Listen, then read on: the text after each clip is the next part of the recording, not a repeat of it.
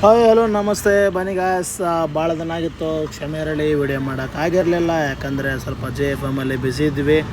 ಹೋಗೋಣ ಬನ್ನಿ guys, part 3 ವಿಡಿಯೋಗೆ ಸ್ವಾಗತ ಸುಸ್ವಾಗತ. ಬನ್ನಿ ಗಾಯ್ಸ್. ನಮ್ಮ ದೋಸ್ತನ ಕಾರ್ ಬುಕ್ಕಿಂಗ್ ಮಾಡುವ ಸಮಯ ನೋಡ್ತಾ ಇರೋದು 3 hours later.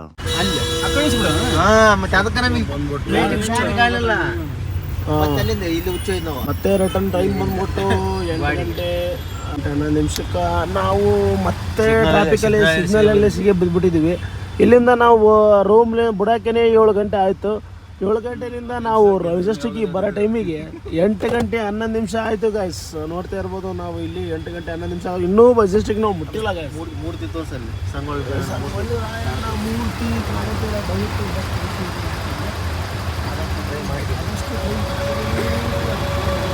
ಬಸ್ಸಿನ ಮ್ಯಾಗ ಮಾಡಲಿ, ಬಸ್ಸಿನ ಮ್ಯಾಗ ಐತಿ ನೋಡ. ಅಲ್ಲಿಂದ ನಾವು ಸೀದಾ ಕೆಂಪೇಗೌಡ ಬಸ್ ನಿಲ್ದಾಣಕ್ಕೆ ಬಂದ್ಬಿಟ್ವಿ. ಅಲ್ಲಿಂದ ನೋಡ್ತಾ ಇರ್ಬೋದು ಗಾಯ್ಸ್, ನಾವಿನ್ನೇನು ಬೆಂಗಳೂರು ಬಿಡುವ ಸಮಯ. ಅಲ್ಲಿಂದ ನೋಡೋದಾದರೆ ನಾವೀಗ ಬಸ್ ಒಂದು ಹತ್ಕೊಂಡ್ಬಿಟ್ಟು ನಮ್ಮ ಊರಿಗೆ ಬರಬೇಕು. ಇಲ್ಲಿ ನೋಡ್ರೆ ನಮ್ಮ ಬೆಂಗಳೂರು ಬೇಬಿ ನಮ್ಮ ಕಾರ್ ಇಲ್ಲಿ ನಿಂತಿದೆ. ಇಲ್ಲಿ ನಮ್ಮ ದೋಸ್ತರು ಎಲ್ಲರೂ ಇಲ್ಲಿ ನಿಂತಾರ. ಏನು ಮಾಡ್ಬೇಕಂತ ತಿಳಿಲಾರ್ದ ಹೊತ್ತಿಗೆ ನಾವೆಲ್ಲರೂ ಹಿಂಗೆ ಮಗ್ನರಾಗಿ ನಿಂತಿದ್ವಿ.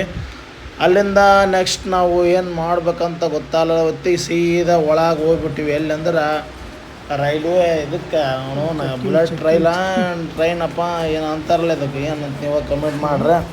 ಒಳಗೆ ಹೋದ್ವಿ.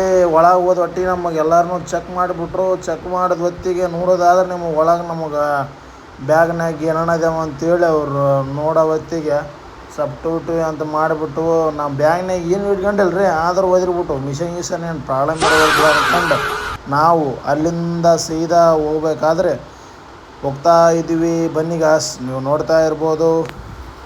ಮೆಜೆಸ್ಟಿಕಲ್ಲಿ ಹೊಂಟಿದ್ದೀವಿ. ಬನ್ನಿ ಗಾಸ್, ನೋಡ್ತಾ ಇದ್ರು ಫ್ರೆಂಡ್ಸ್.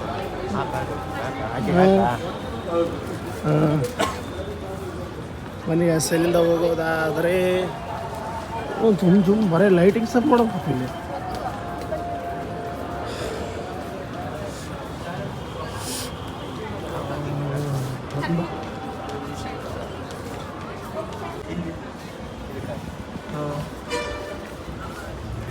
ಇಲ್ಲಿ ನೋಡ್ರಿ, ಇಲ್ಲಿ ಹೆಂಗೆ ಕುಂತಾರ ಈಗ ತಾತ ಇವರು.